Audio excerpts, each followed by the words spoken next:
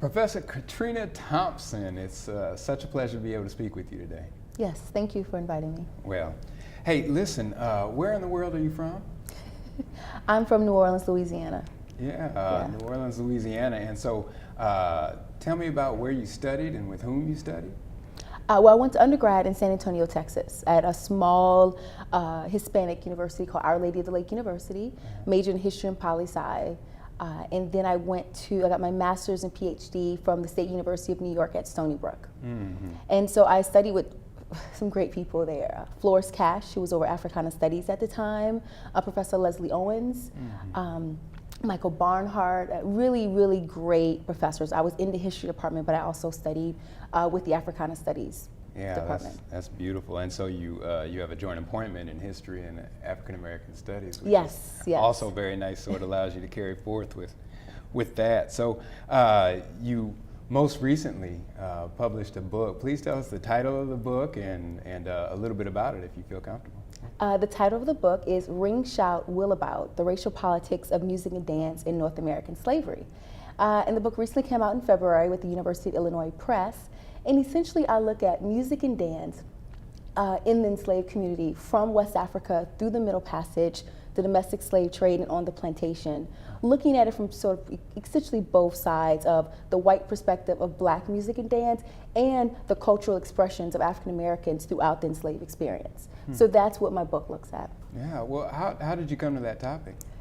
When I was in graduate school, actually, I started to look at music and dance. I used to dance, and so I think you know, if you can't do it, you teach, you start to research it. So I've always been interested in African American culture, especially during the slavery era, and that experience, being from the South, being a descendant of slaves, I've always been interested in that. And so I started to look at perception in media, actually current day when I was in graduate school, of how people perceive African Americans culturally, and then how that is often quite different than African Americans perceive themselves.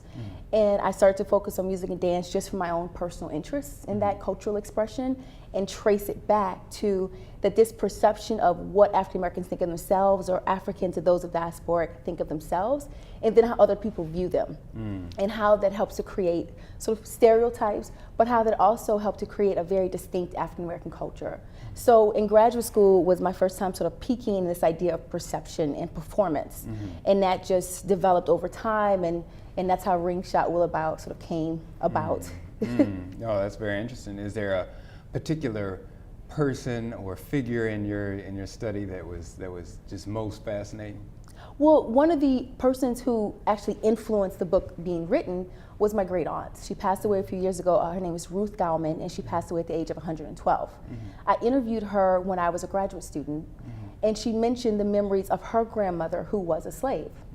And she mentioned that her grandmother, this is a not exact quote, was brought down and put on the block and told to perform. And so I mentioned my aunt and her quote about how slaves were forced to perform, often dance and sometimes music, on the slave auction block. And so she's mentioning there, and how it sort of grows from that.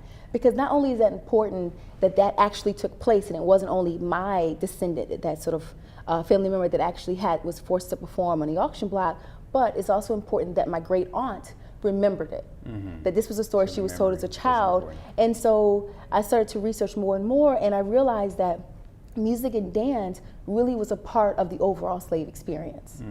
And so my Aunt Ruth, she's in the book, and she's the reason for the book.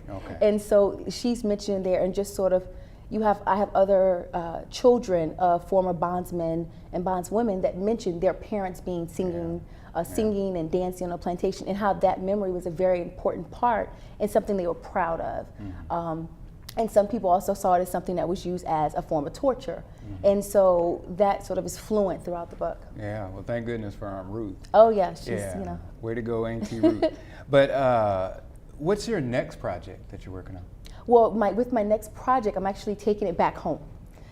This is something, a lot of my sources for my first book comes from New Orleans because of the very specific slavery system in Louisiana. So I've decided to look at New Orleans and women in New Orleans from 1800 to 1865, mainly focusing on the antebellum period. And what I'm very interested in, Kate Parker essentially killed her slave Sarah. And it goes on trial in 1858 in New Orleans. It's throughout the newspapers. And this is actually this big sensational trial. And my first question when I saw it was, well, why is this such a big trial? Well, number one, it's a free woman of color. Today we would recognize her as black, of course, who killed a black female slave. And so what I'm interested in this next project, and really starting from that point of looking at that court case, is how did women of New Orleans, who are not clearly identified as black and white as in other parts of the South, deal with each other? Because you have free women of color, you have bondswomen, you have Creole women, you have women who are considered quadroons and octoroons and mulattoes, you have white women, you have French women, and then you have descendants of those who came from Haiti. These women are all struggling for power in this city. And they're also negotiating power throughout the streets of New Orleans. And that is what my next project will be on. Well, it sounds fascinating, and we're very lucky to have you in the St. Louis University Department of History. Thank you.